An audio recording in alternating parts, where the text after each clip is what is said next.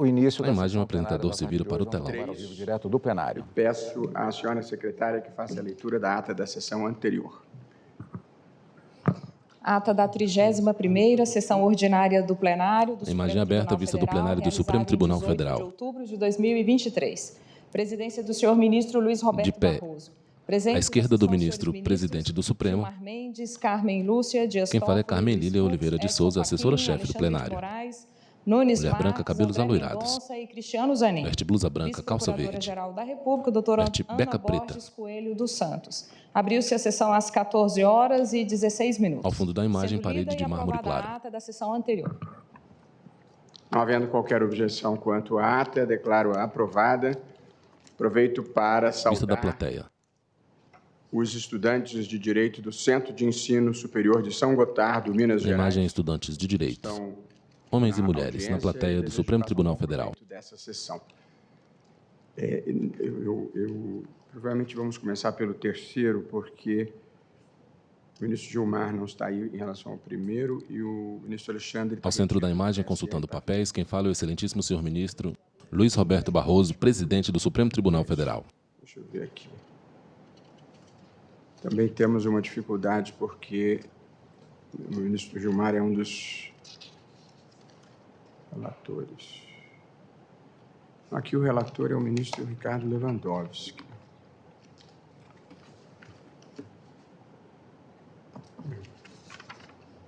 Quinto. O quarto. Agentes comunitários, o relator é o ministro Alexandre. Súmula vinculante.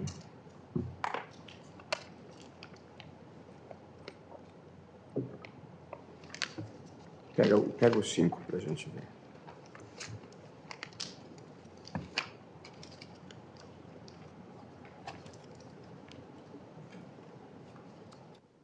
Aí será importante a presença do ministro Fachin.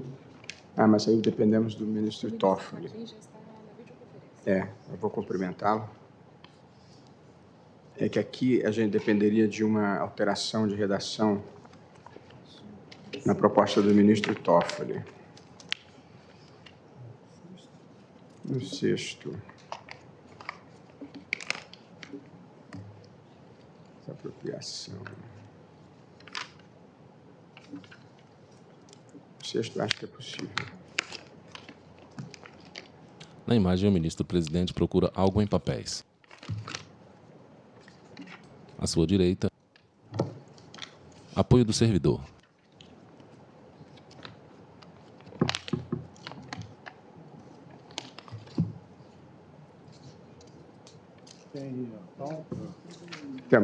Nós vamos começar, colegas, aguardando a vinda dos ministros Alexandre, Toffoli e Gilmar, pelo processo de número 6. É uma proclamação de resultado. Portanto, apregou para definição de tese, em primeiro lugar, cumprimento os eminentes colegas, os que estão aqui em plenário físico, nossa decana aqui presente, ministra Carmen Lúcia, saúdo o ministro Luiz Fux, ministro André Mendonça, ministro Cristiano Zanin, e cumprimento também o ministro Luiz Edson Fachin, que nos acompanha por videoconferência. Nós temos aqui, e vou apregoar para julgamento, proclamação de tese, o recurso extraordinário 922-144, que gerou o tema 865 da repercussão geral. O tema é da minha relatoria e cuida-se de saber se e como a justa e prévia indenização em dinheiro, assegurada pelo artigo 5º, inciso 24 da Constituição, se compatibiliza com o regime de precatórios instituído no artigo 100 da Constituição Federal. Nós estamos aqui, prezados ministros, numa situação em que temos 3 posições que foram objeto de manifestação. Saúdo, cravado, a presença do ministro Dias Toffoli. Muito boa ter a sua chegada nessa hora. Então, nós temos aqui a questão, originariamente era um caso do município de Juiz de Fora, e formaram-se aqui 3 correntes. A primeira corrente é posição do ministro Gilmar Mendes, antes de ler as teses, vou simplificar. É uma discussão sobre como deve ser feito o pagamento do saldo devido numa indenização por desapropriação. Como todos sabem, o poder público faz um depósito inicial e, com frequência, a parte não está satisfeita com o valor ofertado, instaura-se uma fase de perícia e fixa, então, o valor a ser pago pela expropriação daquele bem. Geralmente, há uma diferença a ser paga ao expropriado. Nós estamos aqui discutindo como deve ser paga essa diferença. O ministro Gilmar Mendes tem uma posição em um extremo, digamos assim, a de que deva ser pago por precatório em qualquer caso. É a posição liderada por ele. A outra posição no outro No centro da imagem, o excelentíssimo senhor ministro presidente da Suprema Corte, que é ministro Luiz Roberto não Barroso. deve ser precatório em nenhum caso, e sim pagamento direto ou depósito judicial. E temos a posição que foi a minha, que era intermediária, de que se o município ou o ente público estiver em dia com os precatórios, pode ser por precatório.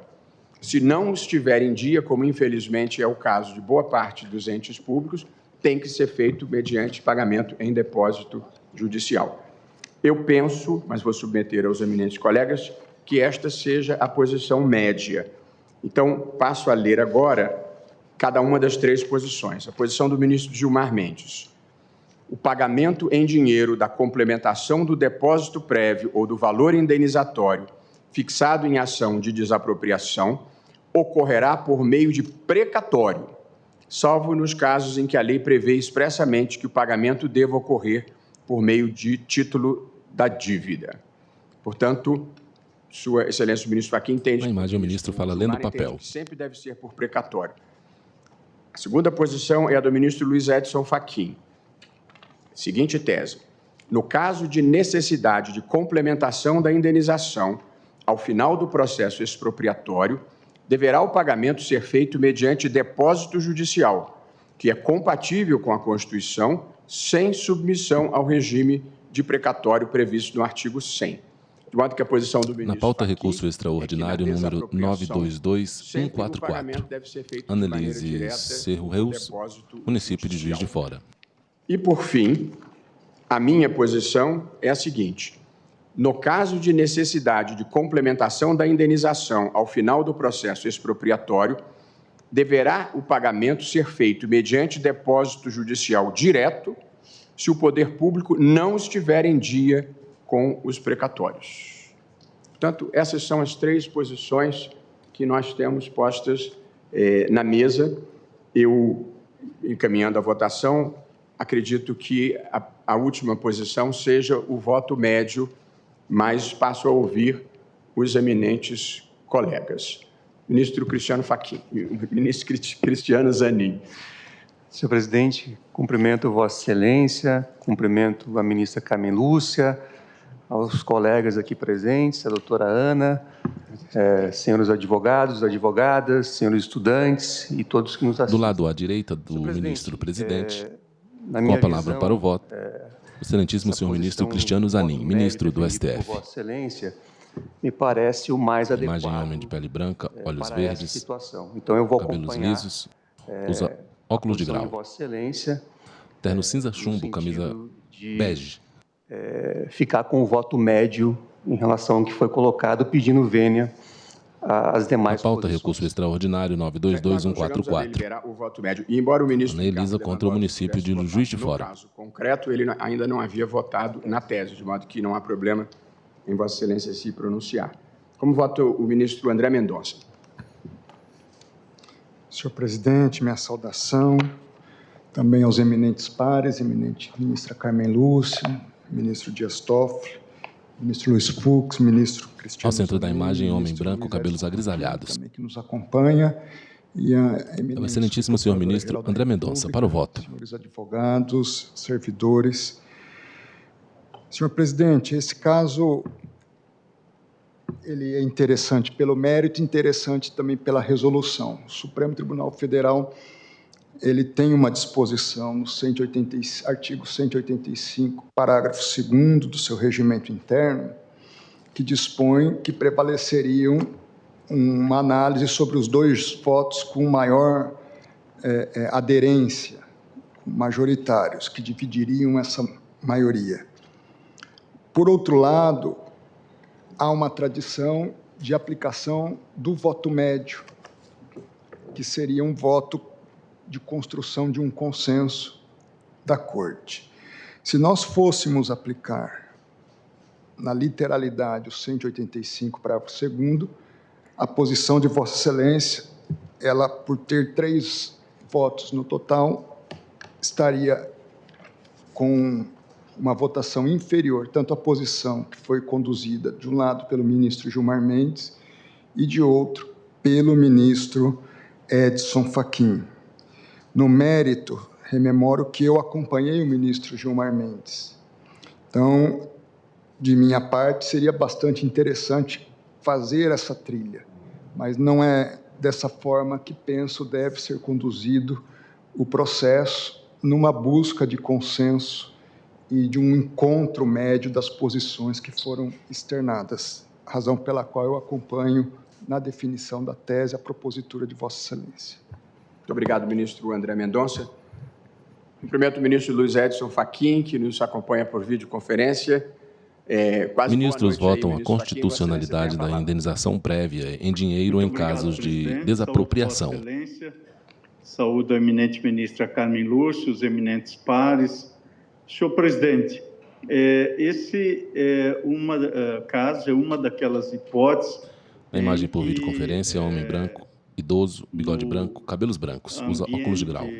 De construir soluções colegiadamente, há de se encontrar a posição que razoavelmente represente a condução majoritária do tribunal. Ao ministro Edson Fachin, vice-presidente do STF. Agora, o eminente ministro André Mendonça, se nós formos contar os votos e adotarmos um critério, por assim dizer, mais exegético, poderíamos indicar um determinado caminho, embora houvesse, tanto na posição do ministro Gilmar quanto na minha, 4 votos em cada um dos sentidos.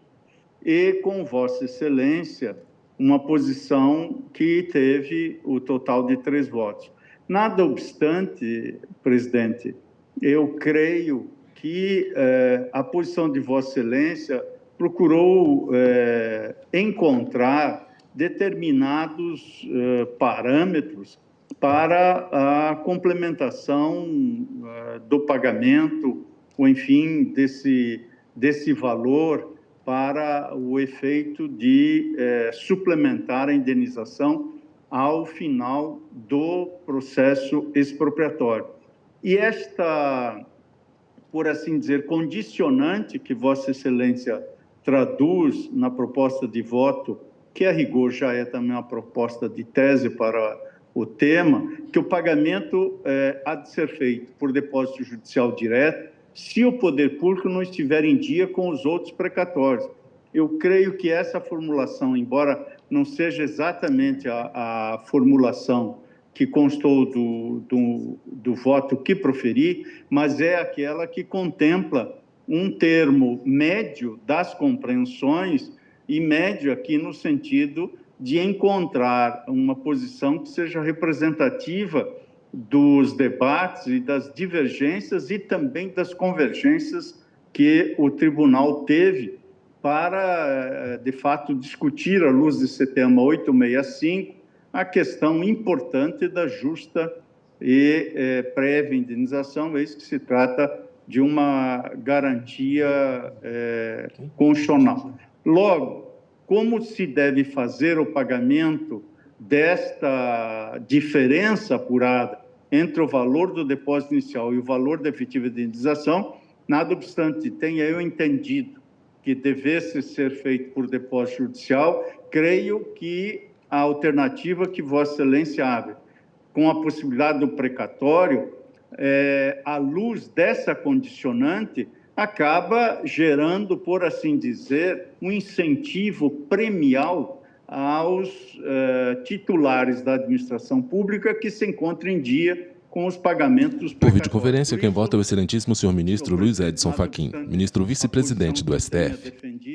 Eu, neste momento, e também na busca de uma compreensão, por assim dizer, percuriam no desate do caso concreto, eu acompanho Vossa Excelência nessa busca de proclamação do resultado na presente sessão presencial, subscrevendo a proposta que entendo estar sobre a mesa de ser o voto de Vossa Excelência representativo desta percepção consensual majoritária do Tribunal. Portanto, acompanho Vossa Excelência como voto. Obrigado, ministro Luiz Edson Fachin. Ministro Nunes Marques está... Eu ouço, então, o ministro Luiz Fux. Senhor presidente, eu adoto o voto médio, até porque, em termos finais, o resultado será esse. Certamente, não estarão em dia com os precatórios, vão ter de efetivar o pagamento em dinheiro, como sugeriu, primeiramente, o ministro Luiz Fux, ministro do STF. Eu me recordo qual foi a corrente que eu adotei, mas hoje, tendo essa oportunidade de votar, eu estou acompanhando o voto de Vossa Excelência. Vossa Excelência o havia acompanhado, ao ministro Fachin. Por isso é que... E na prática, Vossa Excelência tem toda a razão. Como quase todos os entes estão atrasados, vai acabar sendo pagamento direto. Como voto eminente, ministro Dias Toffoli. Boa tarde, senhor presidente. Na pessoa de Vossa Excelência, cumprimento a todos os presentes e a querida ministra Carmen Lúcia também, a senhora vice-procuradora-geral. Senhor presidente, a repercussão geral foi fixada para saber se e como a justa prévia e prévia indenização em dinheiro, assegurada pelo artigo 5º, 24 da Constituição da República, se compatibiliza com o regime de precatórios instituídos no artigo 100 da Constituição Federal. Ou seja, essa complementação, como bem salientou Vossa Excelência, no início do voto, já da tese, era saber essa complementação de que forma se dará o pagamento. Se o inicial é em dinheiro, a tese proposta pela recorrente era de que a complementação também deveria ser em dinheiro. Eu fiquei vencido, ao lado de alguns colegas, no sentido de negar provimento, ou seja, que tudo fosse por precatório. Essa tese, essa posição ficou vencida, foi dado provimento ao recurso, ou seja, alguma coisa tem que se dar em dinheiro. Eu fiquei vencido e, colegiadamente, respeito a posição da maioria. A posição do ministro Luiz Edson Fachin é de que deveria pagar toda a complementação em dinheiro. Se nós levássemos a situação concreta como um peso único para a solução da tese, evidentemente que então seria essa a solução a ser dada. Vossa a imagem Excelência, homem que branco, formou com a cabelos maioria, grisalhos, barbas brancas. Usa terno cinza, camisa branca, gravata dourada. Apresentou uma tese veste toga preta sobre os ombros. É bastante inteligente, como isso vai acontecer. O excelentíssimo senhor ministro Dias Toffoli, ministro do STF. Se o sistema de precatórios está solvente, está com a sua anualidade orçamentária em dia, ou como diria aquele famoso apresentador, está com o carnê em dia... Senão quem ganha é a carta. Então, o sistema de precatórios será o sistema para o devido pagamento. O que nós sabemos, isso gera em torno de 1 ano e, inclusive, se houver alguma mora, haverá o devido juros a partir do processamento do precatório. Pois, tirando aquela graça constitucional que o Supremo já decidiu existir. Pois bem, então, senhor presidente, eu entendo, e já assim forma uma maioria nesse sentido, que a tese de Vossa Excelência é uma tese que traz uma solução hercúlea, realmente, como agora o ministro Fachin, que tinha a tese mais ampla, no sentido que foi o pedido do recurso, né, de que toda a solução fosse em valor pecuniário, de depósito imediato, e a solução de Vossa Excelência eu penso que é consentânea e até mais próxima do que eu votei. Então, fico muito à vontade para também me Ministro somar Dias Toffoli. à solução de tese proposta por Vossa Excelência, novamente cumprimentando Vossa Excelência pelo equilíbrio sempre nessas soluções. Muito obrigado, ministro Dias Toffoli. Como vota a nossa decana, querida ministra Carmen Lúcia?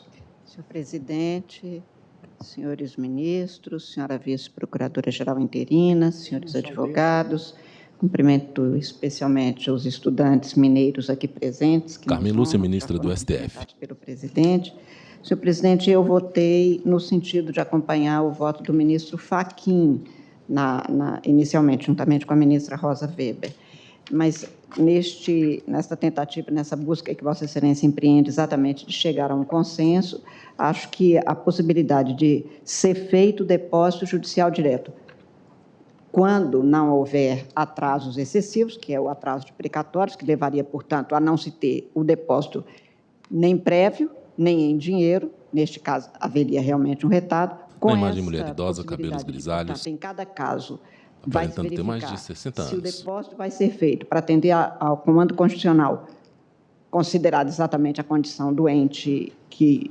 Na pauta, recurso extraordinário 922-144. Ana Elise contra o município de Juiz de Fora. Acolhi a proposta média de Vossa Excelência, média no sentido de que nem tudo será por precatório, pode ser que seja, ou nem tudo será em depósito de dinheiro, a depender das condições, portanto, do ente que realiza a desapropriação. É como voto, senhor presidente, agradecendo a palavra. Muito grato, ministra Carmen Lúcia. Saúdo, porque não havia feito por falha minha ao início, a doutora Ana Borges Coelho dos Santos, vice-procuradora-geral da República, que nos acompanha. Cumprimento o ministro Nunes Marques, que estava por vídeo e agora está presente.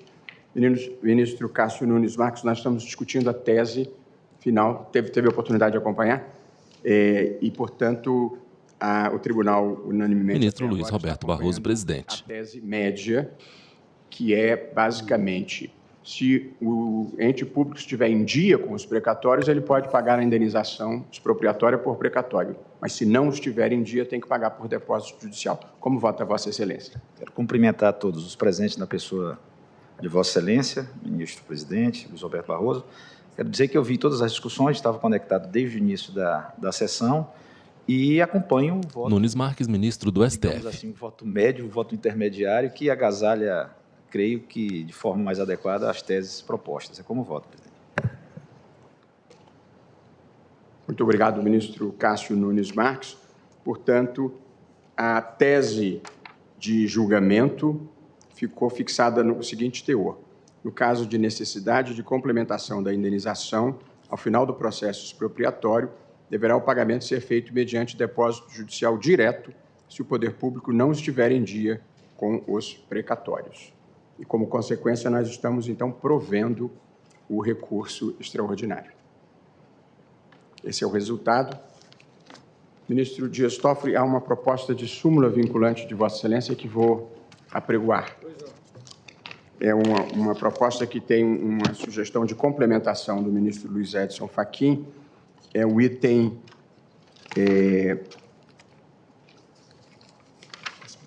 É o item 5 da pauta. Proposta de súmula vinculante 139. Já houve início de julgamento? Eu leio o que consta da papeleta. Após o voto vista do ministro Alexandre de Moraes e dos votos dos ministros Rosa Weber e Roberto Barroso, todos acompanhando a divergência apresentada pelo ministro Luiz Edson Fachin e do voto do ministro Nunes Marques, que acompanhava o ministro Dias Toffoli, o julgamento foi suspenso para a proclamação do resultado em sessão presencial. Só um minutinho. Aqui, já passo a palavra ao ministro Dias Toffoli, depois ao ministro Fachin, que tem as duas posições. Na verdade, há 6 votos pela tese do ministro Fachin e 4 votos pela tese do ministro Dias Toffoli.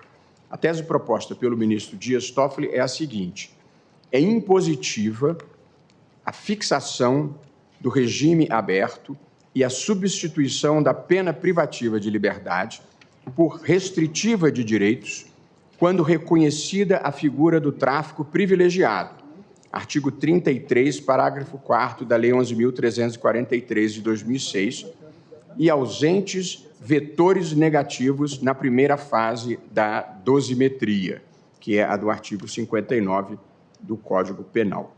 O ministro Luiz Edson Fachin acompanhou essa tese, mas sugeriu um acréscimo ao final, que era observados os requisitos do artigo 33, parágrafo 2º, a linha C, e do artigo 44, ambos do Código Penal. Portanto, basicamente, o que o ministro Luiz Edson Fachin sugere acrescentar é a dosimetria da pena não ser superior a 4 anos e não ser o caso de reincidência. Esse é um breve relatório. Eu agora ouço o relator, ou, na verdade, o proponente da súmula vinculante, o ministro Dias Toffoli. Em seguida, ouço o ministro Luiz Edson Fachin, para o tribunal deliberar. Saúde a chegada do nosso decano, o ministro Gilmar Mendes. E ouço, então, o proponente da súmula vinculante, o ministro Dias Toffoli. Senhor presidente, aqui, no caso, na qualidade de presidente e atendendo a um apelo dos colegas de magistratura da seção criminal do STJ, e que por lá passavam vários casos, e aqui depois também chegavam alguns deles, a respeito da possibilidade do tráfico privilegiado deixar de ser aplicado, muitos tribunais deixavam de aplicado, mesmo quando a primeira fase da valoração era entendida como negativa, o artigo 59 do Código Penal. Se não há nenhuma razão para, na primeira fase, e isso é nossa jurisprudência, de aplicação do artigo 59, ter algum tipo de aumento na pena base, o que nós decidimos? Que não dá para aplicar, deixar de aplicar, melhor dizendo, o parágrafo 4º do artigo 33 da Lei do Tráfico de Drogas. Pois bem, essa é a nossa jurisprudência. Então, como muitos tribunais acabam não atendendo a jurisprudência, houve esse pleito de que se fizesse uma súmula vinculante. E, então, como presidente, eu propus a súmula. Na pauta PSV número 139, proposta Fachin, de súmula vinculante. Quando propus a súmula ao colegiado, eu me foquei. Com a palavra o ministro Dias Toffoli, ministro do STF. Explicitamente na lei do tráfico de drogas.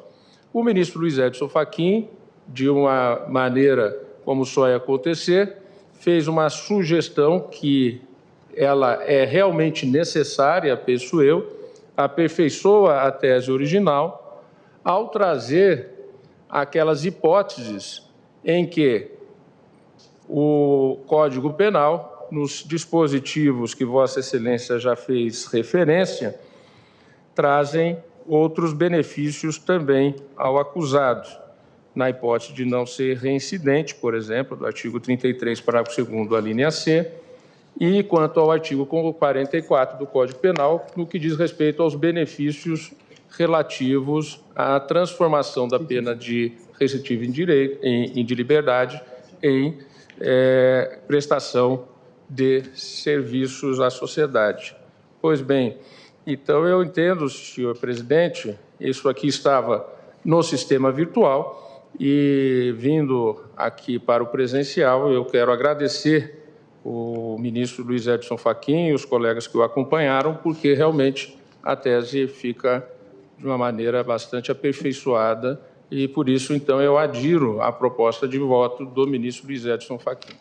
Muito obrigado, ministro Dias Toffoli. Já saudei a presença do ministro Gilmar Mendes e também do ministro Alexandre de Moraes, que estava retido no Tribunal Superior Eleitoral, prestando bons serviços à nação. Ouço agora o eminente ministro Luiz Edson Fachin. Muito obrigado, presidente. Reitero meus cumprimentos a Vossa Excelência e os eminentes pares que já estavam na sessão e os que agora também se encontram. Senhor presidente, creio que a manifestação do eminente ministro Dias Toffoli já é suficiente por si só para... Ministro Edson Fachin, por videoconferência. ...da circunstância.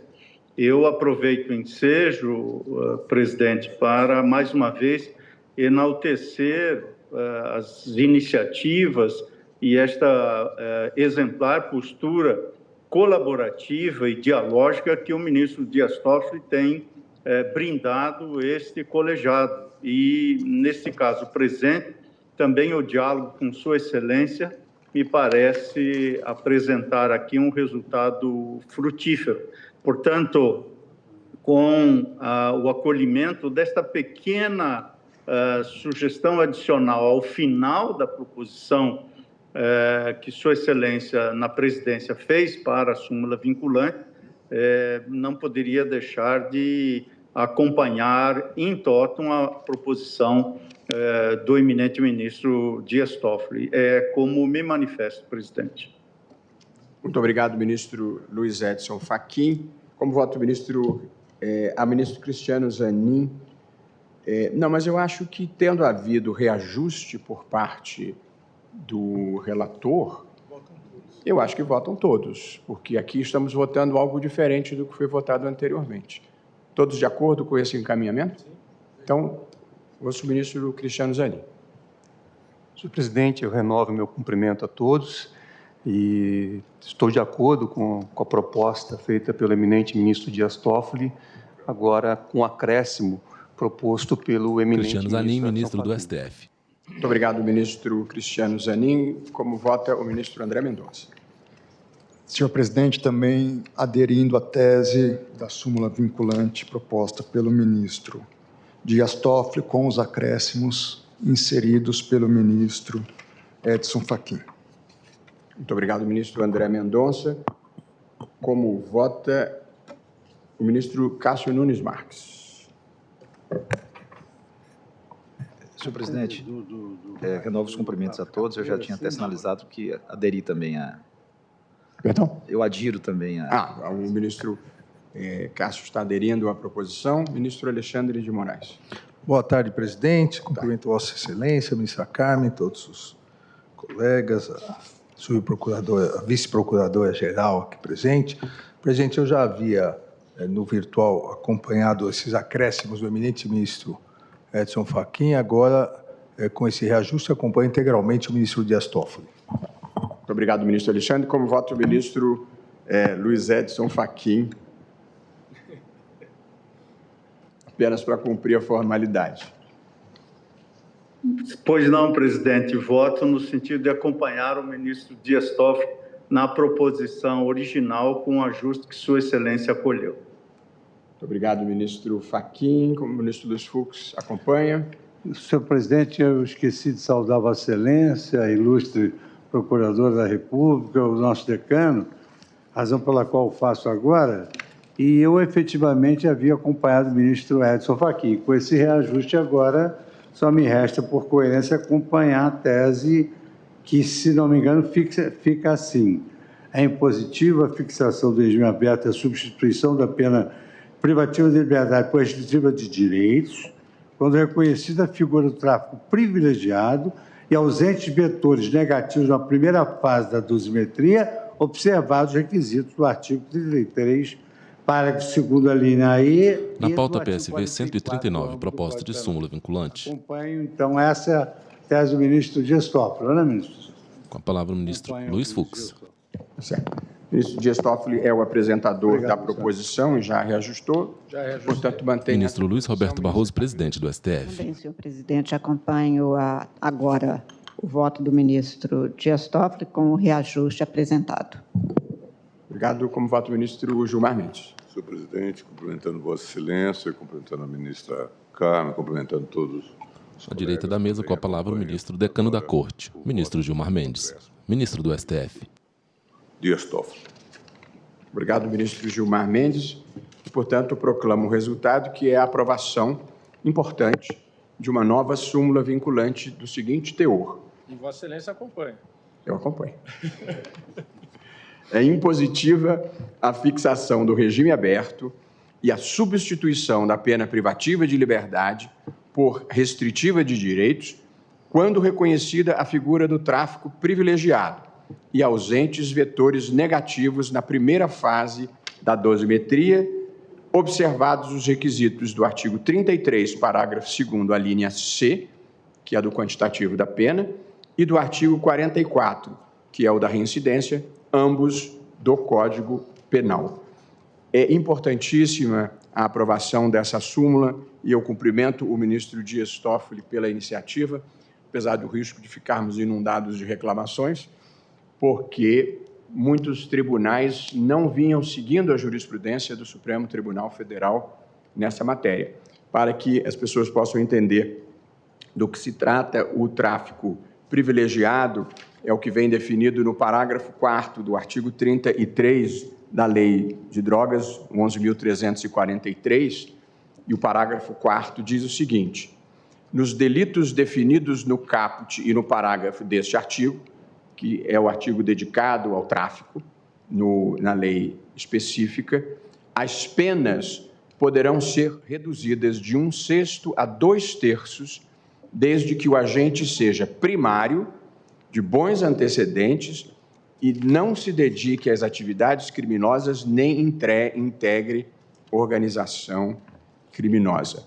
E o que aqui se está determinando é que se substitua a pena privativa de liberdade por restritiva de direitos, pela constatação a que todos nós chegamos, ministro Toffoli, de que prender esses meninos primários por pequenas quantidades de drogas, quando não façam parte do crime organizado, na verdade, é fornecer mão de obra para o crime organizado dentro das penitenciárias. Considero uma iniciativa muito importante e, em seguida, vamos identificar o número da súmula e publicá-la adequadamente. E agora, espero que não tenhamos que substituir os HCs que nós julgamos aqui por reclamações e que venham os tribunais a afirmar a jurisprudência agora sumulada em súmula vinculante pela Corte.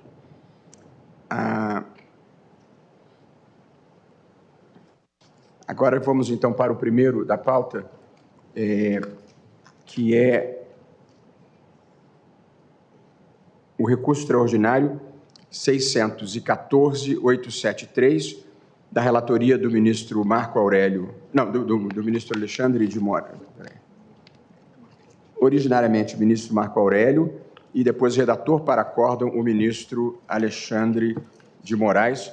Também estamos já em fase de fixação de tese e vou relembrar aos colegas o quadro em que nos encontramos.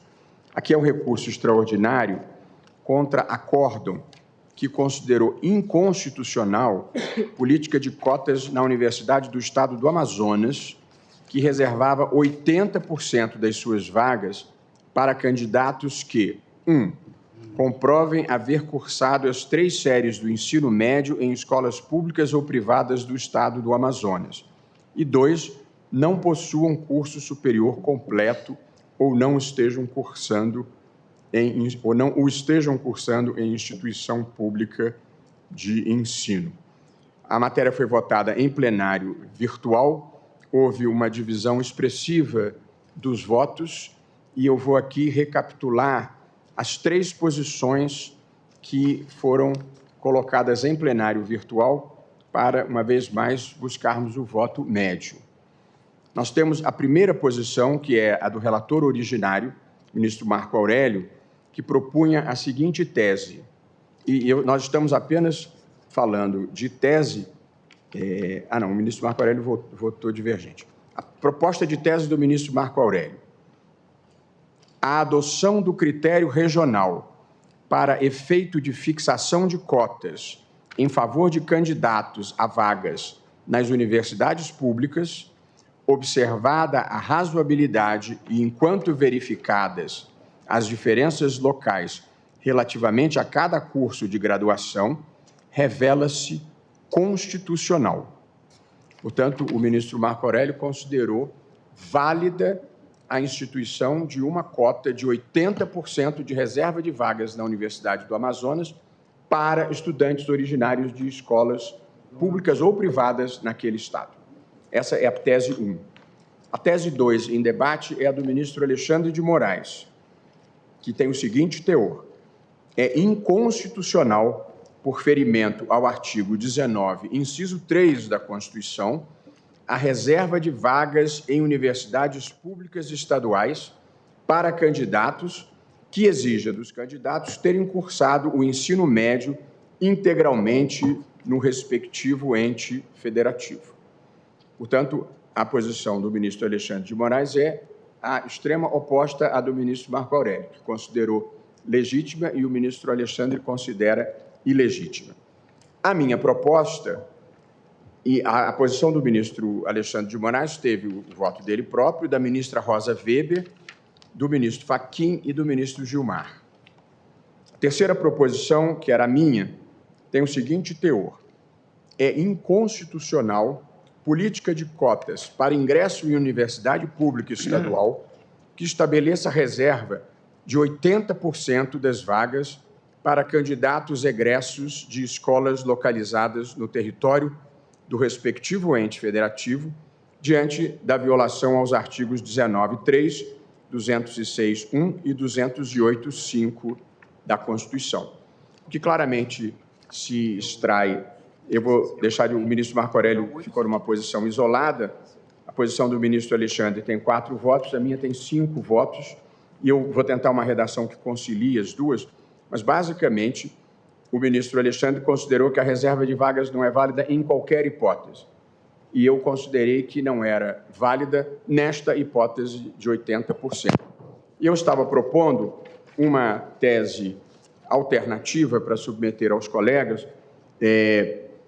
mantendo um pouco a posição da maioria, mas me aproximando da posição do ministro Alexandre, que seria a seguinte: é inconstitucional política de cotas para ingresso em universidade pública estadual que estabeleça critérios desproporcionais e discriminatórios de reserva de vagas para candidatos egressos de escolas localizadas no território do respectivo ente federativo, diante da violação aos artigos 19.3, 206.1, 208.5 da Constituição. De modo que, em lugar de vedar taxativamente, eu propus que se vedasse quando se estabelecesse um percentual desproporcional e discriminatório.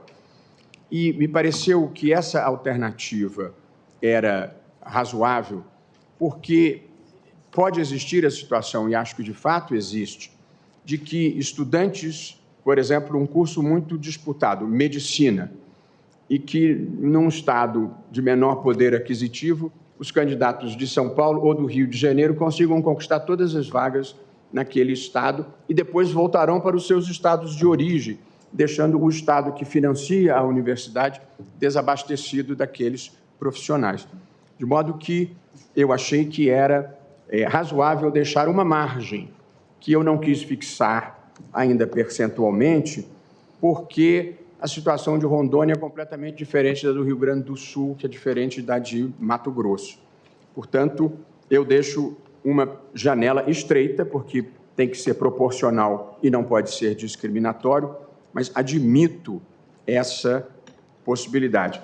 Então, é uma tese um pouco menos intensa do que a minha anterior, um pouco mais próxima do ministro Alexandre, mas que ainda admite a eventualidade da reserva de vagas. Ouço Vossa Excelência, ministro Alexandre. Eu queria fazer uma ponderação, aliás, coincidentemente, na qualidade de cidadão amazonense. Eu estava muito focado na lei do Amazonas. Vossa Excelência é cidadão amazonense? Sou cidadão amazonense, não sabia? A vida é surpreendente. Pois é. Mas a realidade é a seguinte: é muito diferente o estado do Amazonas. Quem estuda em Manaus, a própria Procuradora da República sabe como é grande o estado, e quem estuda muito mais distante da capital. Então, uma reserva de vaga tende a haver, no meu modo de ver, Luiz Fux, ministro do STF. Da proporcionalidade em aberto, talvez nós não consigamos alcançar o escopo que a gente pretende. Talvez... Vossa Excelência sugeriria já identificar um percentual? 80% realmente é completamente 80%, fora de propósito. Todos nós, menos o ministro Marco Aurélio, já derrubamos, consideramos inconstitucional. Nós já declaramos inconstitucional a lei do Amazonas. Nós agora estamos em busca de um critério, de uma tese. Isso. Ministro Alexandre. Presidente, cumprimento novamente Vossa Excelência. Presidente, com todo respeito, apesar da boa intenção, o artigo 19, inciso 3º, veda de forma absoluta isso. Uma das 3 vedações federativas é criar distinções entre brasileiros ou preferências entre os entes federativos. O fato de alguém ter feito o ensino num estado... Quem vota é o ministro Alexandre de Moraes. Ele é tão brasileiro quanto os demais. Porque nós estamos pensando no Amazonas. São Paulo, então, vai poder fixar tese percentual também só para alunos que fizeram em São Paulo? Na verdade, aqui a vedação é absoluta. É vedado, repito, o artigo 19, é vedado à União, aos estados, ao Distrito Federal, aos municípios, criar distinções entre brasileiros ou preferências entre si. Nós temos diversos julgados que não admitem que alguém seja beneficiado por ter a naturalidade do estado A, do estado B e do estado C. Aqui, em verdade, nós estamos pegando o final do inciso 3º. O estado do Amazonas está criando uma preferência para aqueles que fizeram o estudo no estado do Amazonas. Ora, se nós formos radicalizar nisso, mesmo que seja um percentual baixo, todos os estados vão poder fazer isso em todas as universidades. Porque também não vai ser possível falar que o Amazonas pode e o Rio de Janeiro não pode, porque aí nós estaremos criando uma distinção entre os estados. Então, pedindo todas as vênias, presidente, eu mantenho a tese que indiquei, que é inconstitucional por ferimento ao artigo 19, inciso 3º da Constituição Federal, a reserva de vagas em universidades públicas estaduais para candidatos que exija dos candidatos terem cursado o ensino médio integralmente no respectivo ente federativo. Obrigado, ministro Alexandre. Eu faria a seguinte ponderação específica. Na pauta, recurso extraordinário número 614-873. Discriminações, o intérprete tem que fazer a leitura que eu considero constitucionalmente adequada. Julgamento de constitucionalidade de lei amazonense que reserva 80% das vagas em vestibular da Universidade Estadual do Amazonas. Contratar uma bailarina para interpretar Julieta, evidentemente ele pode restringir o critério a mulheres.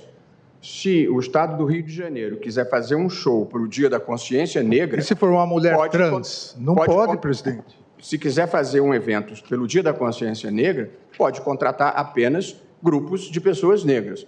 Portanto, a vedação de discriminação, ela existe para evitar que se faça uma distinção por um critério que não seja razoável e para um fim que não seja legítimo.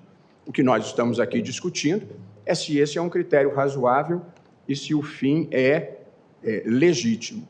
De modo que eu colocaria em discussão a proposição, e, portanto, a minha posição é os estados devem ter essa possibilidade e, evidentemente, o direito constitucional brasileiro não se compara com o de outros países, mas quero dizer que nos Estados Unidos as universidades estaduais fazem reserva de vagas para os alunos do estado e, mais do que isso, o aluno residente no estado paga cerca de 20% do valor da anuidade que pagam os que vêm de outros estados, porque, compreensivelmente, é dinheiro público daquele estado e eles querem prestigiar os cidadãos dos seus estados.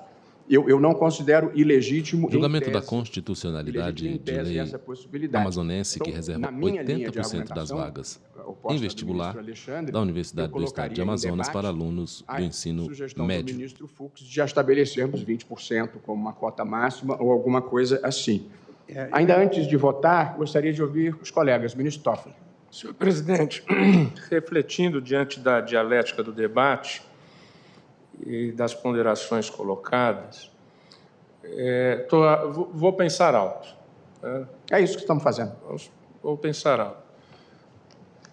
A especificidade do Amazonas. Talvez não fosse o caso de nós retirarmos a repercussão geral e estabelecermos o resultado num padrão específico para o estado do Amazonas. Estou pensando alto aqui, só para a reflexão dos colegas. Porque aí eu penso que atende àquilo que ponderou o cidadão amazonense, ministro Luiz Fux, carioca de nascimento, mas que recebeu da Assembleia Legislativa do Estado do Amazonas o respectivo título de cidadão amazonense, e também a preocupação do ministro Alexandre de Moraes. Veja, aqui é reserva de vagas para as universidades estaduais. Então, o Estado de São Paulo financia, com 9% do seu orçamento, as 3 universidades estaduais: a Universidade de São Paulo, a Universidade de Campinas e a Universidade Estadual Júlio de Mesquita Neto. E, além disso, 1,5%, não é, o Instituto de Pesquisa Avançada. Isso. O Instituto de Pesquisa Avançada. Então, o orçamento de São Paulo, ele é bloqueado em cerca de 11% para a área de pesquisa, ensino e extensão. Se nós fixarmos uma tese geral, a Assembleia Legislativa do Estado de São Paulo estará autorizada a limitar o acesso a toda essa rede de ensino em determinada porcentagem aos seus cidadãos. E ministro Toffoli, permite, as 3 universidades de São Paulo, no TV Brasil, o ministro Alexandre de são as Moraes. que mais recebem brasileiros de outros estados, corretamente, ao meu ver. E é um argumento, na área de saúde, a gente tem acompanhado, também São Reitero Paulo o excelentíssimo senhor ministro Gilmar Mendes. Boa parte da população brasileira, também a rede hospitalar, que obviamente tem o apoio do SUS, mas isso é extremamente complexo. Eu imagino que talvez a preocupação revelada pelo ministro Barroso passe por soluções de políticas públicas, que é o mesmo problema que a gente tem discutido no Mais Médicos, eventualmente ter escolas localizadas em determinados locais para que as pessoas, os médicos, lá fixem residência, lá se radiquem. Mas continua havendo problema, no caso do curso de medicina, que é a preocupação, eventualmente, para exercer a profissão, tem que se fazer residência. E tem que se fazer residência, normalmente, fora desses locos, dessa sede. Busca-se, então, os grandes centros. Então, e aí fica. E aí fica, porque ali ele fez residência e começa a fazer estágios e também plantões. Então, a mim me parece que, com toda boa intenção, também essa norma vai acabar não produzindo o efeito. De modo que eu teria muito cuidado até para não gerar e não estimular esse tipo, um novo tipo de guerra fiscal. Quer dizer, seria... Ministro Gilmar, a minha tese... Intervém o ministro-presidente da Corte. Eu disse assim, 80% do Estado do Amazonas é inconstitucional. Ponto. Mas não disse. De modo que a minha tese é inconstitucional política de cotas para ingresso em universidade pública estadual que estabeleça reserva de 80% das vagas para candidatos egressos de escolas localizadas no território do respectivo ente federativo, diante da violação aos artigos 19.3, 206.1, 208.5 da Constituição. Portanto, eu produzi uma solução para o caso. E mais não disse. Entendeu? A verdade é que antes da regra vem a promessa constitucional do preâmbulo de erradicação das desigualdades. Não, certo, mas o que eu estou propondo aqui é exatamente o que propôs o ministro Dias Toffoli. Resolvi o caso concreto. E nada falei sobre vedação ou permissão, entendeu? Estou resolvendo um caso concreto, até porque a gente pode querer amadurecer esse assunto um pouco mais. Eu não iria, em tese, além de declarar inconstitucional a reserva de 80% feita pelo Amazonas. Mas aí seria talvez o ideal nós, então, retirarmos a repercussão geral, ficar com essa solução, que é o voto vencedor do ministro Alexandre de Moraes, e não fixar a tese. Eu acho... Talvez seja a melhor solução. Mas se nós ficarmos... O voto vencedor é o meu. Não, mas declarada inconstitucional deixa-se um espaço... O voto vencedor, a tese vencedora é a minha. Não, eu até acompanhei Vossa Excelência, mas eu estou aqui a refletir. Nós estamos ainda em julgamento. O julgamento não, exato. Nós estamos discutindo a tese, mas eu estou dizendo que a minha tese acolhe a proposta de Vossa Excelência, que é a gente resolve o caso concreto e não produz tese que extrapole o caso concreto. Presidente, permite? Na verdade, não resolve só o caso concreto. Amanhã, todos os estados poderão editar uma lei fixando um percentual. Todos, inclusive São Paulo. Ministro Alexandre, a minha tese é inconstitucional política de cotas para ingresso em universidade pública e estadual que estabeleça a reserva de 80% das vagas. Portanto, eu estou dizendo, é inconstitucional, 80%. Não estou discutindo outros valores. O restante menor é constitucional, então. Se nós falamos que é inconstitucional 80%, nós estamos autorizando um percentual. Não, eu estou dizendo, esse caso que prevê 80% é inconstitucional. Mas eu não estou dizendo nem que sim, nem que não em relação a nenhum outro caso. Vossa Excelência, na tese, continua falando que é possível quando for Ministro Alexandre de Moraes. Não. A tese que eu falei proporcional era tentando conciliar com a de Vossa Excelência. A minha tese... Ministro Luiz Roberto Barroso, presidente. Simplesmente declara inconstitucional 80%. Eu entendi, presidente, mas eu mantenho a minha, presidente. Portanto, a proposta do ministro Toffoli de que a gente não transforme isso numa repercussão geral que extrapole em seus efeitos a decisão da lei do Amazonas, eu acho que é uma boa proposta diante da própria divergência que se estabeleceu aqui mesmo. Eu até, senhor presidente, eu pediria como questão de ordem que fosse votada a minha preliminar de retirada da repercussão Intervém o ministro do caso concreto. Dias Toffoli. Acaba ficando uma fórmula litero-poético-recreativa. Quem fala é o ministro Gilmar Mendes. Ao fim e ao cabo, vai sair do tribunal, ainda que a gente diga que não deu repercussão geral, vai sair daqui uma diretriz. E portanto, vai ser uma orientação nesse sentido, que dificilmente nós teremos condições de declarar inconstitucional. A mim me parece, e acho que as preocupações do presidente Barroso são relevantíssimas, e de fato todos nós que conhecemos alguma coisa do Amazonas, ficamos impressionados com toda essa realidade, transporte, as dificuldades de deslocamento, tudo tem suas peculiaridades, mas talvez a solução demande políticas públicas, talvez até complementares, incentivo à permanência, uma série de coisas, porque de fato, há esse fenômeno da cooptação.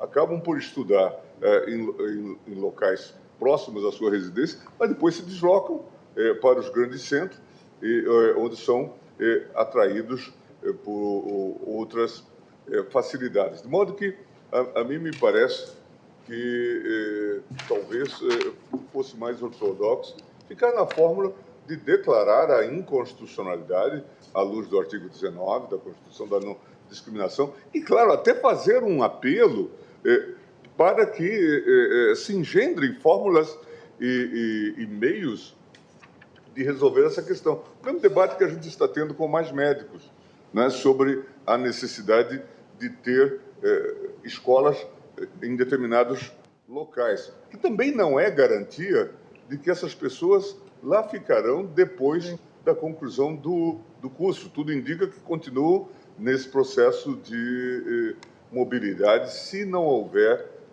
políticas públicas adequadas.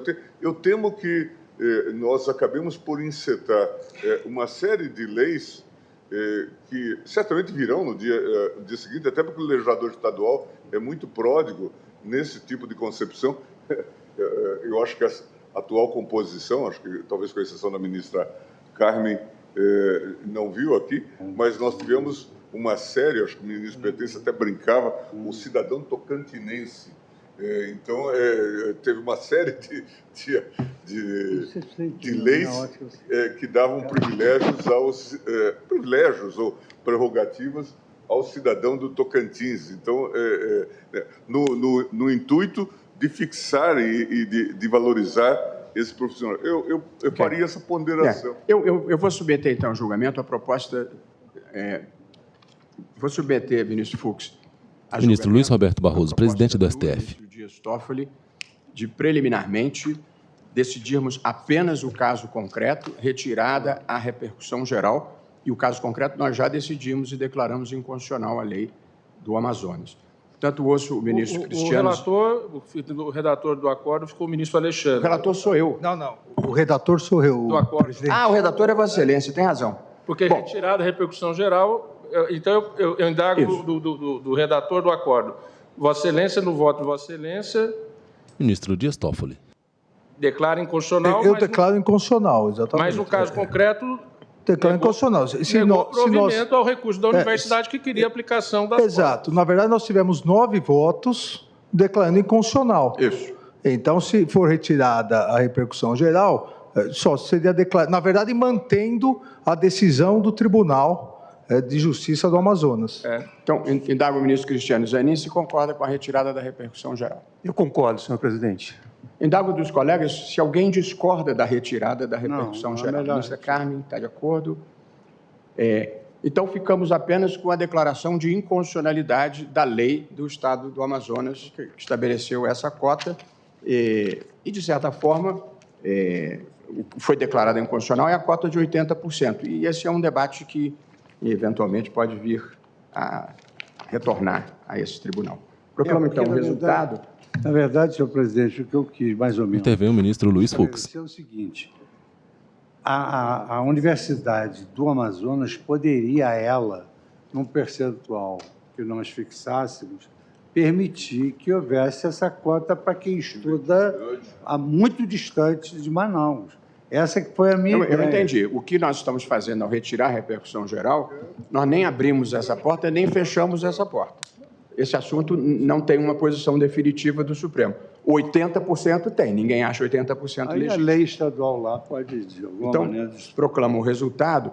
O tribunal, por maioria, apreciando o tema 474 da repercussão... Não, o tribunal, por maioria, retirou a repercussão geral anteriormente atribuída à questão e julgou inconstitucional a lei número tal do Estado do Amazonas. Ok? E aí a gente complementa. Muito obrigado a todos pelo debate.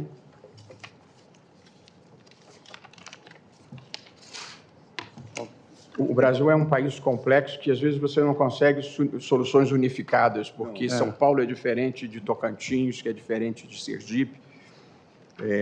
E, portanto, talvez seja melhor mesmo a gente rediscutir isso numa outra situação. Agora é o número...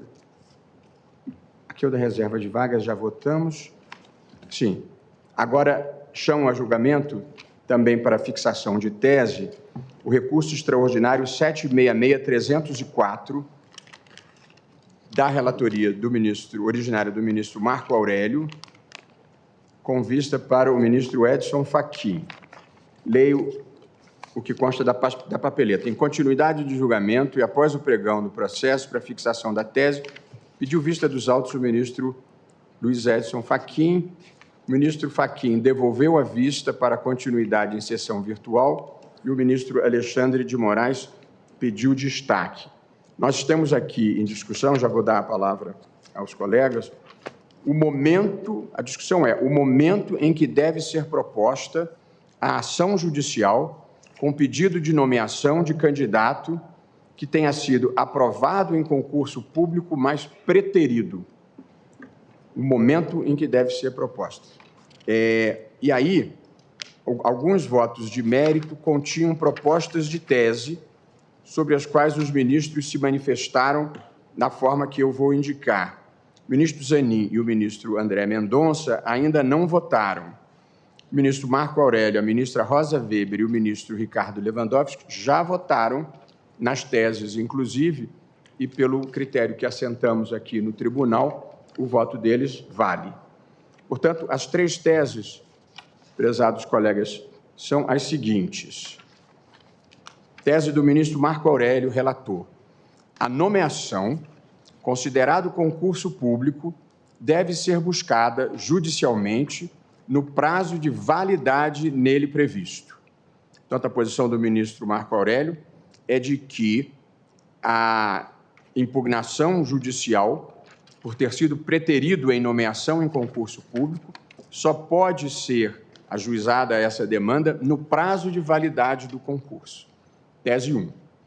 A tese 2 do ministro Alexandre, que é bem próxima dessa, diz o seguinte: a ação judicial, visando ao reconhecimento do direito à nomeação de candidato aprovado fora das vagas previstas no edital, cadastro de reserva, deve ser ajuizada dentro do prazo de validade do concurso público e ter por causa de pedir preterição ocorrida na vigência do certame. Portanto, na visão do ministro Alexandre de Moraes, a ação tem que ser ajuizada durante o prazo de validade do concurso. E a terceira posição, que é a do ministro Luiz Edson Fachin, é a seguinte: a ação judicial visando ao reconhecimento do direito à nomeação de candidato aprovado fora das vagas previstas no edital, cadastro de reserva, deve a. ter por causa de pedir preterição ocorrida na vigência do certame, portanto, coincidência com a do ministro Alexandre, e b. ser proposta dentro do prazo de prescrição na legislação. Portanto, essas são as três propostas postas na mesa. Como o destaque foi pedido pelo ministro Alexandre, eu dou a palavra à Sua Excelência. Perdão? O ministro Alexandre cancelou o destaque. Sim. Então, eu dou a palavra ao ministro Fachin, que apresentou a última proposta para sustentá-la. Nós tivemos 3 votos pela proposta do ministro Marco Aurélio, foi o próprio ministro Marco Aurélio, o ministro Fux e a ministra Rosa Weber. O ministro Fux pode mudar se quiser, o voto da ministra Rosa Weber vai ser computado aqui. A proposta do ministro Alexandre teve o voto dele próprio e o meu, e a proposta do ministro Fachin teve a posição dele, a do ministro Dias Toffoli e a do ministro Ricardo Lewandowski, e eu já gostaria de adiantar que eu estarei reajustando para acompanhar o ministro Fachin, a quem passo a palavra. Muito obrigado, presidente. Creio que Vossa Excelência fez o resumo completo de como se encontra o estado da arte nessa matéria que diz respeito ao tema de repercussão geral 683, na ambiência desse recurso ordinário 766-304. Também Vossa Excelência esclareceu os pontos de contato e a diferença que há entre a formulação do ministro Alexandre de Moraes e aquela que eu trouxe à colação, que é, na verdade, essa parte que Vossa Excelência deu ênfase na questão específica do prazo. Por videoconferência, fala o ministro Edson Fachin, vice-presidente do STF. A medida judicial deva ser ajuizada. Apenas para avançar na argumentação que nos leve a fixar a tese, a preocupação importante neste caso é de tratarmos de candidatos aprovados e que, obviamente, nada obstante serem aprovados, havendo o chamado cadastro de reserva, a orientação que me parece consolidada deste tribunal é que não há direito subjetivo à nomeação. Portanto, apenas para que elucidemos, deixar bastante nítido que não estamos tratando desta matéria. A outra circunstância que também me parece relevância diz respeito, portanto, à questão da preterição, ou enfim, que haja algum prejuízo à eventual ordem classificatória, é que essa preterição, podemos dizer imotivada ou até mesmo arbitrária, deve ter surgido dentro do prazo de validade do concurso. Ou seja, colocadas essas questões, remanesce, portanto, esse ponto distintivo entre o voto do ministro Alexandre e o meu voto. Sua Excelência entende que a demanda a ser proposta, no caso concreto, era uma ação ordinária, mas, obviamente, em outras hipóteses, podemos até imaginar um mandado de segurança, mas seja qual for a demanda escolhida por quem se veja na condição de titular de um direito subjetivo que tenha sido ofendido, o tema é saber se essa demanda deve ser também ela, além de ter havido uma preterição dentro do prazo de validade, também a demanda ser aforada dentro do prazo de validade. Pelo que leio da proposta então formulada pelo ministro Alexandre. Essa é a posição de Sua Excelência. Eu, pessoalmente, entendo que deve ser proposta dentro do prazo previsto na legislação respectiva. Se há, obviamente, direito líquido e certo amparável por mandato de segurança, no prazo da ação de mandato de segurança. Se for uma ação ordinária, dentro do prazo que a legislação prevê para o aforamento de uma ação ordinária. E qual é a razão que me parece racional e sistemática para isso? Porque a preterição ocorrida dentro do prazo de validade, numa hipótese, que obviamente seria o limite em última ratio das hipóteses imagináveis, essa preterição pode ocorrer no último dia ou nos últimos dias do prazo de validade do concurso.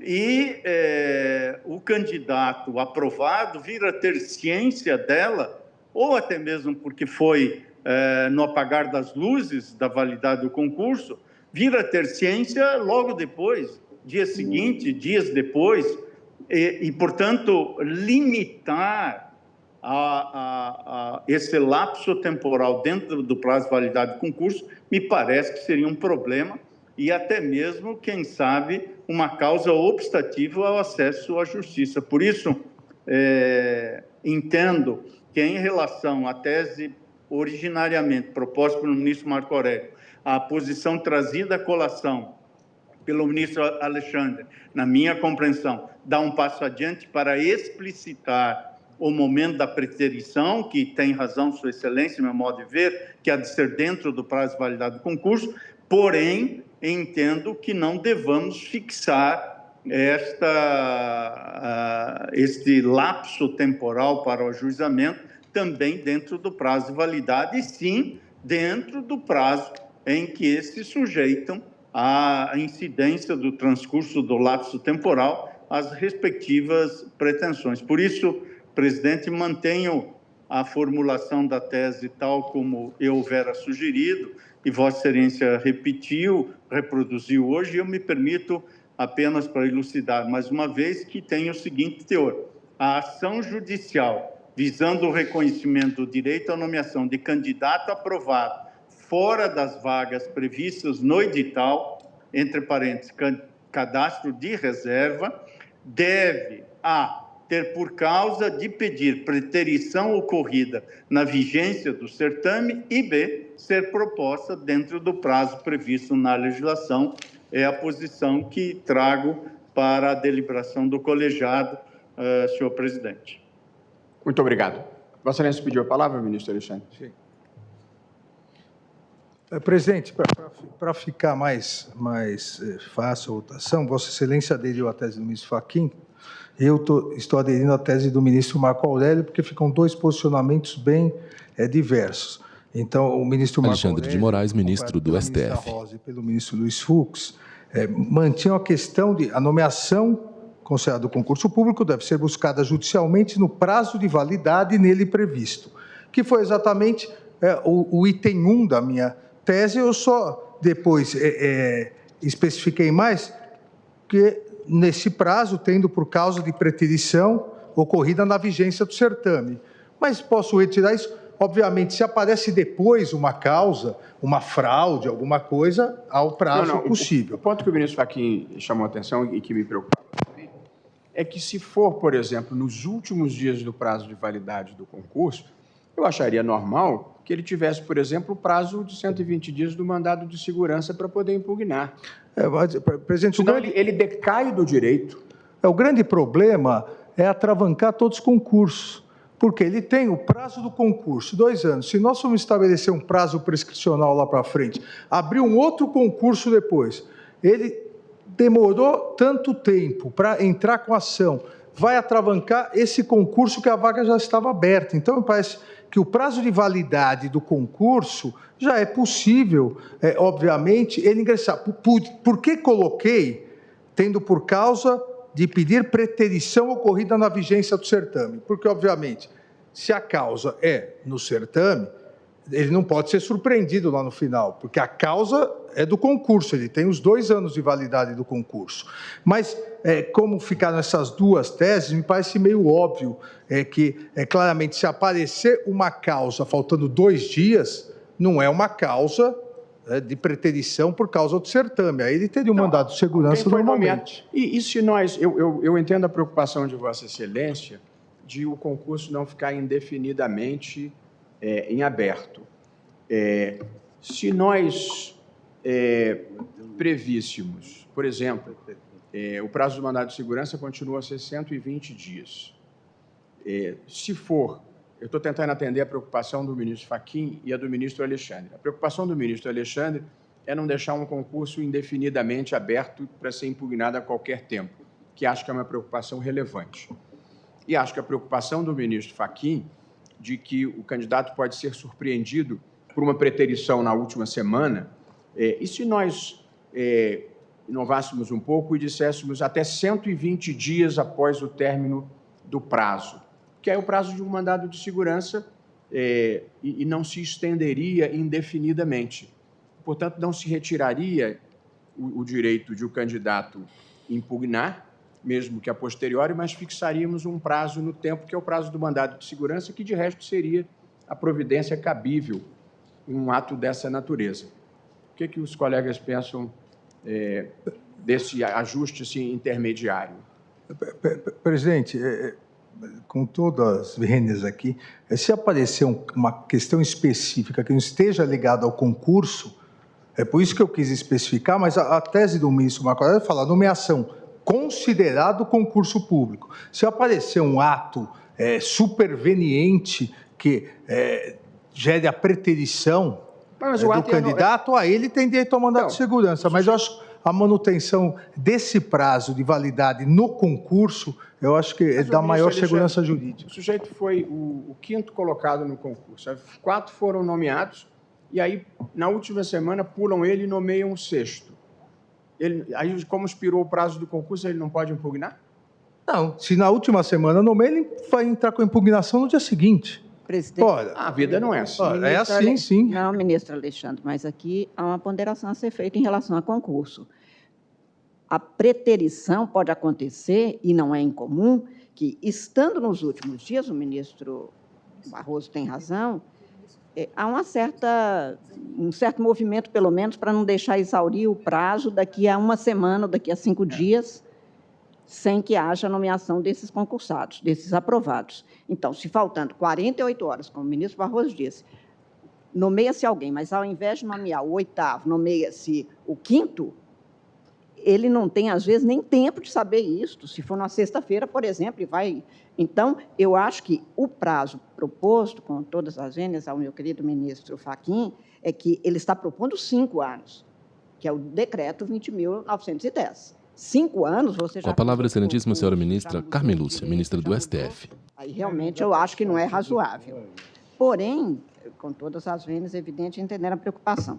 Porém, acho que quando Vossa Excelência expunha, primeiro, a questão da preterição, que é importante que fique estabelecido, como Vossa Excelência tinha inicialmente proposto, quer dizer, nós não estamos mudando a nossa jurisprudência, que sempre foi no sentido de que preterido surge o direito à nomeação. Aí é que ele poderia falar. Mas aqui é um caso de cadastro de reserva, ou seja, ele não foi aprovado mesmo nas vagas, mas ele foi numa sequência, e isso foi homologado. Então, eu acho que, neste caso, este enunciado, digamos, da tese do ministro Marco Aurélio, e também pedindo vênia, ela foge, inclusive, à nossa jurisprudência até aqui sobre a matéria. Claro que estamos falando só do prazo de ação judicial. Agora, ação judicial pode ser, como diz o ministro Barroso, um mandado de segurança. E é o que normalmente acontece mesmo. É comum isso. Faltam poucos dias para exaurir o prazo do concurso, seja os 2 anos, seja a prorrogação com mais 2. Nas últimas horas, nomeia-se em preterição. E ele não tem mais ação judicial? Não, ação judicial tem, olha aqui, a tese não impede, porque ela diz assim, ó, ter por causa de pedir preterição ocorrida na vigência do certame. Esta era a tese do ministro Alexandre. Esta era a tese do ministro Alexandre, mas ele está aderindo à do ministro Marco Aurélio, que é Tucur. A nomeação, considerada concurso público, deve ser buscada judicialmente no prazo de validade nele previsto. Portanto, eu estou dizendo, não cabe pedir nomeação fora do prazo de nomeação. Isso que o ministro... Então, E com isso, eu acho que realmente não dá a questão que a ministra Carmen Lúcia está a dizer, na minha opinião, tem todo sentido. Se a preterição se deu no último dia... Ele tem tempo. Não dá tempo. Ele nem sabe, ele só fica sabendo na festa da posse. Para devida vênia, o ministro Marco Aurélio é os que o acompanham. Se a preterição se deu no último dia, ele vai ter... Tá bem, mas se ela se deu no último dia, ela se deu ainda durante o prazo de vigência do concurso. Mas se deu a nomeação de outro. Quem está pedindo é quem não foi nomeado. Pois é, mas não está dentro do prazo. Ele não foi, vamos fraudado no seu direito ainda durante a vigência? Sim, no último dia. No último dia, que foi na sexta-feira. Ele tem direito de pleitear em juízo. Vamos lembrar aqui... Depois de expirado o prazo. Claro. Mas é isso que propôs o ministro Fachin. É isso. Só que eu coloquei na mesa a preocupação de deixar em aberto 5 anos. Pode ser muito, por isso que eu propus os 120 dias do mandado de segurança. Além do que nós estaríamos, a seus 5 anos, ministro Fachin, restringindo um direito constitucional que é o do acesso à justiça. Ele não pode questionar, por ação judicial, uma preterição. Neste prazo, né, esse prazo de 120 dias, ele tem um alargamento, quer dizer, nem eu prendo a administração pública durante 5 anos, nem eu excluo um direito constitucional. Os tribunais superiores, aqui, penso eu, até o Supremo já placitou, situações fáticas, não são hipotéticas, em que se deixou vencer o prazo de concurso para contratar temporariamente, no dia seguinte. Isso é que a nossa jurisprudência, não é, ministro Toffoli? É no sentido de que, enquanto tiver concursado aprovado, e aqui eu estou falando de cadastro de reserva, enquanto tiver concursado aprovado, a nossa jurisprudência até aqui tem sido que não pode abrir outro concurso. Não pode abrir. A não ser que se justifique, nós fazemos até ressalvas na jurisprudência. 4 anos depois, mas aí já teria exaurido o prazo até deste cadastro de reserva. Eu penso que fixarmos um prazo aqui é um tanto quanto aleatório. Por isso eu acompanhei a tese do ministro Edson Fachin e vou me manter fiel ao voto proferido, mas ainda aberto aos debates. Se a ideia dos 120 dias não tiver maioria, eu também vou ficar com a tese do ministro Fachin. Eu só acho que o argumento, por isso estou tentando um meio termo, o argumento do ministro Alexandre, quer dizer, depois de 4 anos e meio você impugnar um concurso é muito ruim. Então, talvez a gente limitar um pouco possa ser uma ideia, mas se não houver a maioria quanto aos 120 dias, eu também voto pelo que eu considero o direito da pessoa exercer o direito de ação enquanto não prescreve. Na pauta, recurso extraordinário 766-304, Estado do Rio Grande do Sul contra Verônica Xavier Winter. É só o prazo para o mandado de segurança, mas não elide a possibilidade de alguém manejar uma ação judicial ordinária. Gilmar Mendes, ministro do STF. Que valeria... Não, mas, ministro Gilmar, se a gente está dizendo que pode simplesmente decair do direito de propor qualquer ação, que é a proposta do ministro Alexandre, a gente pode dizer que só tem 120 dias, porque a gente estaria fazendo mais. O ideal ainda que a gente não diga nada, a parte tem direito. Não, sim. Ainda que não diga nada. Aí é que talvez tenha que ordenar, né? Porque se afirma que perdeu, decaiu, o próprio direito substancial já não mais se coloca. Agora, de qualquer forma, se cabível mandado de segurança, seria cabível também a ação ordinária, no prazo da ação ordinária. Né? Mas se a gente pode inovar para dizer que decaiu do direito, a gente pode inovar para dizer que o direito tem que ser exercido em até 120 dias, porque a gente pode fazer mais, pode fazer menos. Uhum. Eu acho que a minha preocupação... Desculpa. Não, a minha preocupação é que, para nós aqui, nós 4 que fomos de advocacia pública, eu fico imaginando como é que, depois de uma tese dessa, se alguém traz com ação 3 anos e meio depois do concurso, porque foi preterido, como é que eu faria uma defesa? Porque há uma súmula do Supremo dizendo que ele tem até 5 anos. A administração pública fica como? é isso, né? O interesse público em relação ao interesse particular, daquele que demorou 3 anos e meio para entrar em juízo. Quer dizer, não abriu outro concurso, não pode abrir outro concurso? Como é isso? Então, eu acho que é razoável que a gente... Estabeleça um prazo. 5 anos, eu acho que 5 anos, para quem foi advogado público sabe que isso é uma eternidade para a administração. Na verdade, nós não estamos discutindo o direito de ação, é o direito à nomeação. Então, o que ficou assentado? Quando for aprovado dentro do número de vagas, quando houver preterição na nomeação por não observância na ordem de classificação, tem até a súmula 15 Supremo, no primeiro item tem o recurso ordinário, e terceiro, quando surgirem novas vagas, ou for aberto novo concurso, durante a validade do certame anterior, e ocorrer a preterição de candidatos aprovados fora das vagas, de forma arbitrária e motivada por parte da administração.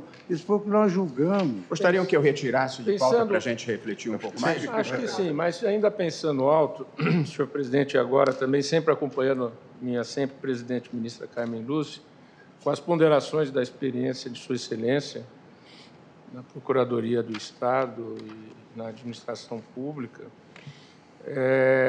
talvez aqui, independentemente da sugestão de retirar para maior reflexão, no item B proposto pelo ministro Fachin, agora pedindo vênia eu que eu acompanhava, mas por enquanto só para reflexão, o item B ser proposta dentro do prazo previsto para a ação de mandado de segurança, independentemente do instrumento.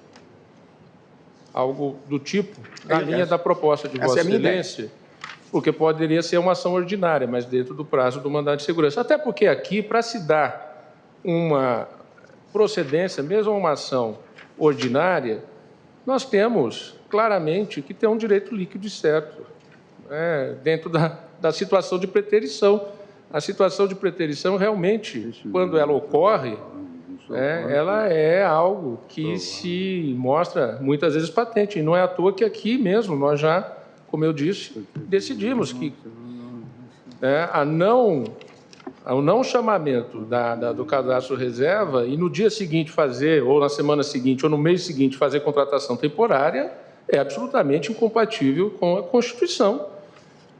Então, são casos assim, e será realmente, depois de expirado o prazo do concurso. São casos realmente que o direito é patente. Então, eu penso aqui, avançando um pouco, evoluindo, e que então eu acho que dentro das ponderações que a minha professora Carmen Lúcia fez, eu acho que passo a ficar mais com a proposta de Vossa Excelência. Imagine outra situação, e aí nós estamos falando de um interesse legítimo de um concursado, mas já havia uma situação que é fora completamente do que nós estamos falando, mas de uma pessoa que teria esperado, segundo o então Procurador-Geral de Minas, 1 ano e meio para reclamar direito, porque ele estava esperando se aposentar num outro cargo.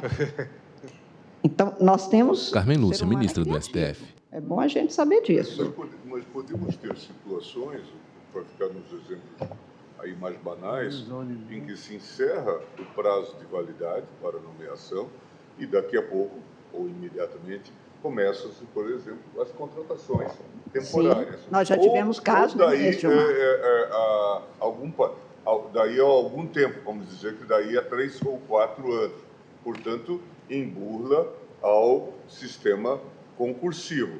Daí vai surgir o direito deste candidato a invocar a preterição. 3, 4 anos depois. Seria muito ruim. Sim, mas isso acontece. Então, nós vamos coibir isso com a ideia que eu propus inicialmente, a ministra Carmen aprofundou e o ministro Toffoli aparentemente aderiu, se nós disséssemos que a impugnação tem que ser dentro do prazo do mandado de segurança, após expirado o prazo do concurso. Eu acho que é uma solução... Ministro André, que foi advogado público, não quer participar desse... É porque Vossa Excelência foi nomeado no lugar do ministro Marco Aurélio. Não posso votar. Acho que sim. Pode debater, e se for uma tese nova... Pode debater. Se for uma tese nova, acho até que Vossa Excelência pode votar. Salvo se for mantida a tese do ministro Marco Aurélio. Claro, eu estava nessa dúvida. Se for mantida a tese do ministro Marco Aurélio. Se posso, de alguma forma, e discussão extremamente interessante, todas as preocupações muito legítimas de lado a lado, A preocupação trazida pelo ministro Edson Fachin ela é extremamente pertinente para se preservarem injustiças. Voltemos ao Amazonas. Uma coisa é um concurso federal, outra é um concurso municipal. Por exemplo, pessoas de um outro município que prestam, sim, as condições tecnológicas que nós temos, e, normalmente, os problemas ocorrem nas pequenas cidades e localidades. Também é legítima a preocupação que foi levantada por vários ministros em relação a uma continuidade da administração pública que é imprescindível. Eu só fico preocupado em restringir ao mandado de segurança, mas, por exemplo... Ao prazo. Ao prazo.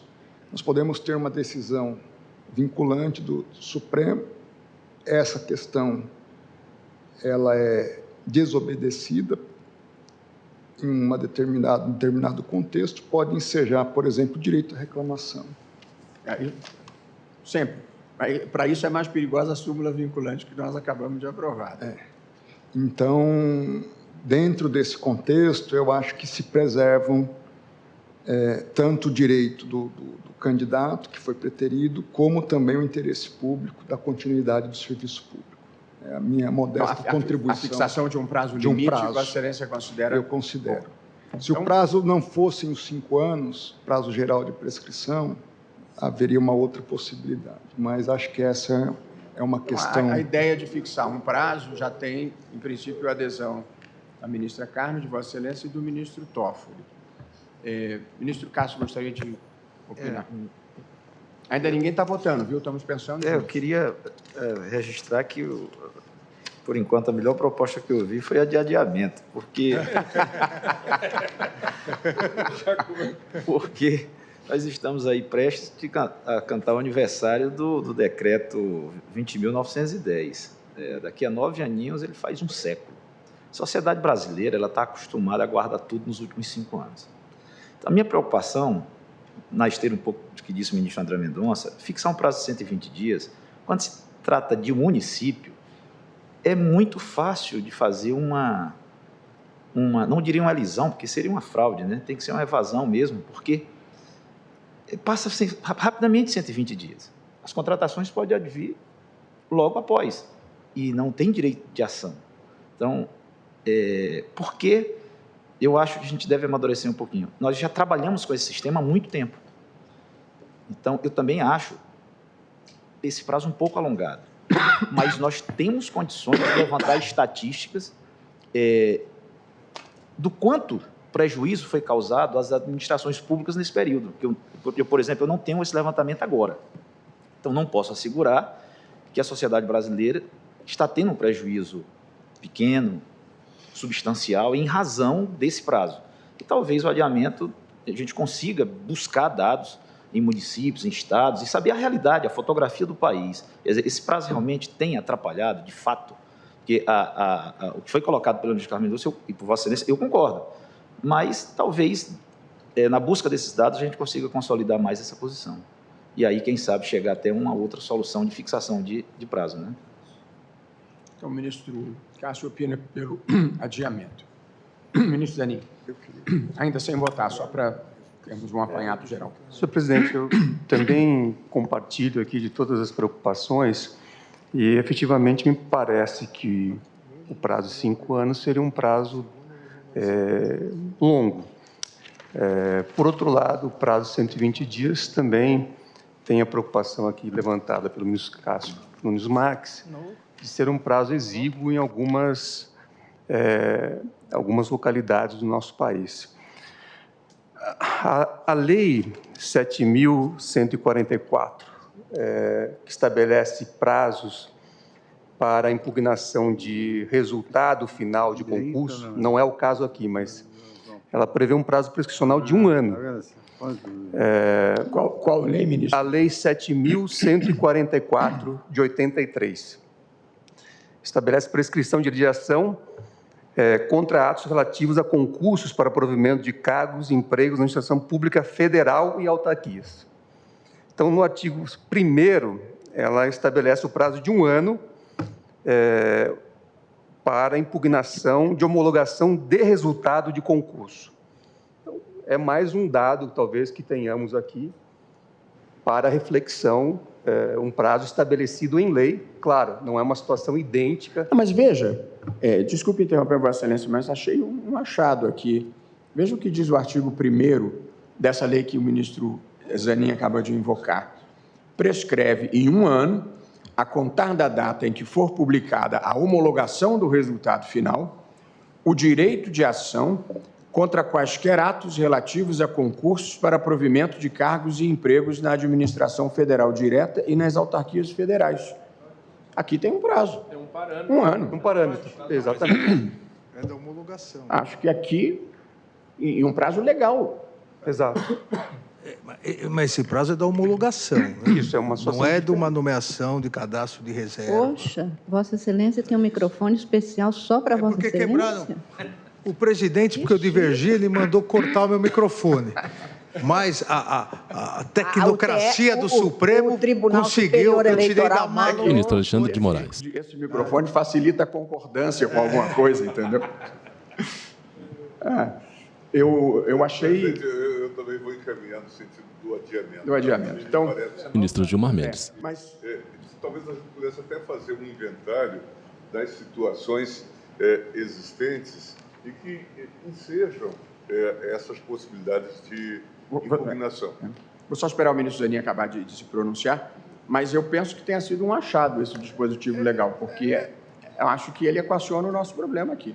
Não, ministro Zanin? Seria um parâmetro, talvez, um pouco mais próximo da situação que estamos aqui acho até que é uma solução legal para o nosso problema. Na ponta direita da mesa, o ministro Cristiano Zanin. Muito bem. Então, adiamos a solução. Evidentemente, se fosse fácil, o ministro Rosa já teria proclamado, né? Deixou, não proclamou pelas dificuldades que existiam. E, então, eu preciso consignar, porque há uma novidade, que é o voto vista do ministro Fachin, e, portanto, nós vamos dizer, após o voto vista do ministro Fachin, ou a reiteração do voto vista do ministro Fachin, com a apresentação de proposta de nova tese,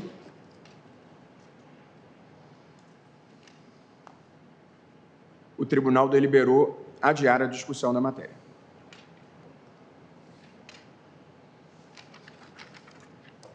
Muito bem. São 15h52. Começar qualquer coisa agora, nós vamos ter que quebrar o meio, de modo que vou fazer o intervalo e retomamos após o intervalo.